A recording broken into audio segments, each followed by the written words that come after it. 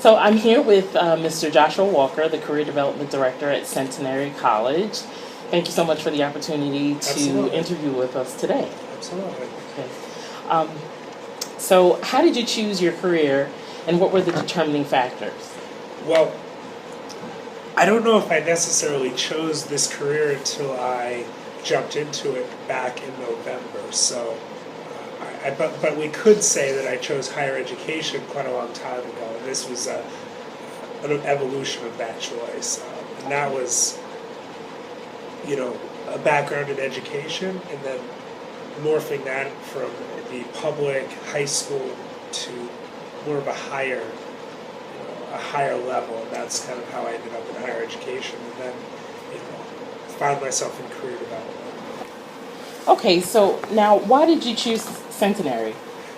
Back in 2005, my girlfriend at the time, it was not my wife, so it's not as if I have a new girlfriend, but she was into equine, and Centenary has one of the top equine schools in the country. So I had no intention necessarily of going to Centenary, but we came to look at it together, and I fell in love with it. So 2,500 miles later, 4 or 5 colleges later, I said, I'm going to Centenary, I don't know where you're going. So that's kind of how that decision was made.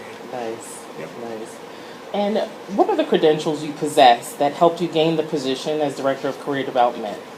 For a number of years prior to this, I worked in the first year experience realm, which really pulls the freshmen from high school to college and helps with that transition. But one of the things that really comes with that is mentoring sophomores, juniors, and seniors in all facets of their journey. So a big portion of that was career. What am I going to do afterwards? How can these skills relate to what I want to do in my future? So when this role opened up, although I did not have pure career development experience, I had a lot of Centenary experience, Centenary student experience, and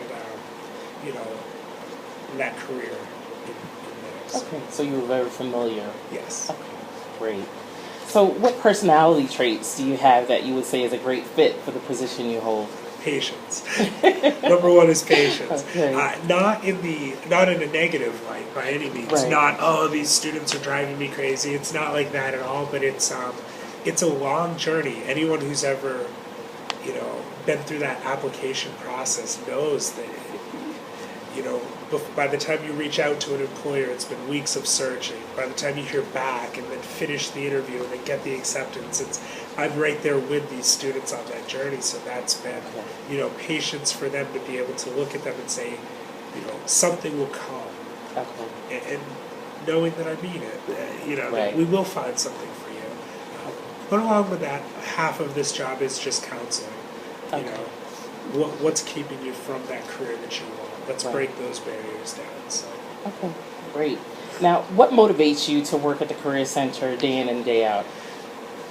Yesterday I got a text from a student who I had supervised for 3.5 years as a peer mentor in the job before this. And a couple days ago, a principal reached out to me and said, I need a math teacher. And I said, I know the guy for you. I have just the candidate. Okay. He texted me yesterday.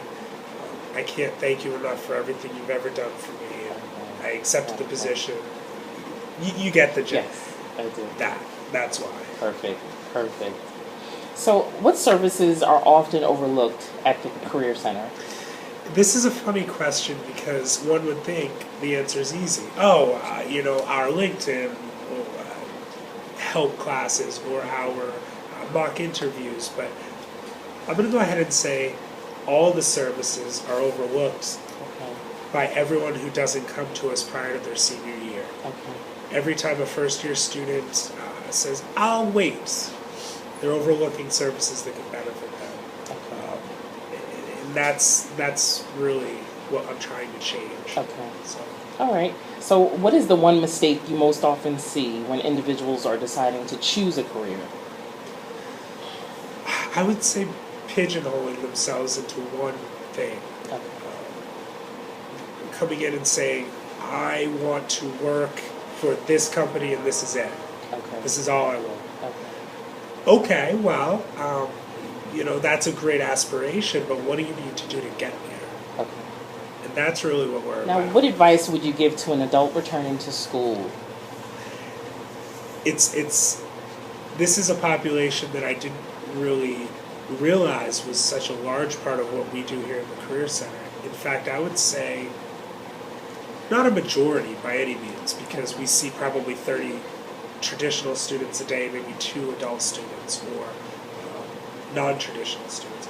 Those individuals take a substantial amount of time because things are so different now. Okay. What I say, coming from someone my age, it's a struggle for me to tell somebody twice my age who has so much more life experience. Right. Listen, it's not you; it's the tools you're using.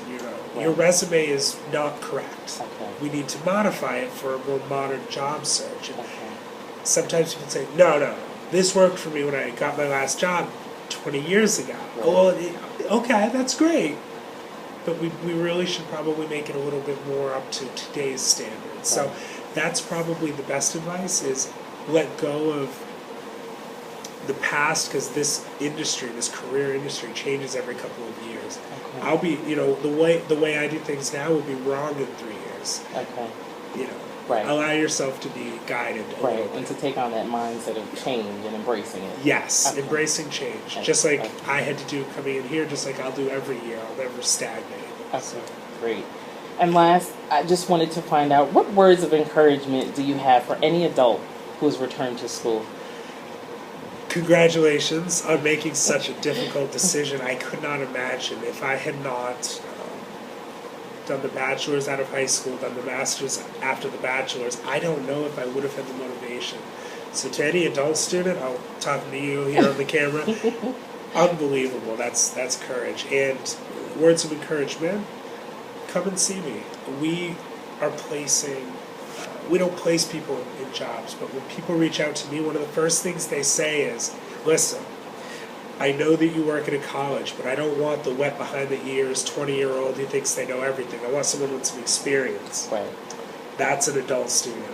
Okay. So get me your resume. Let me know what you're looking for, so that Right. when I get that employer saying I need someone with experience, I can call Okay. that adult student. Perfect.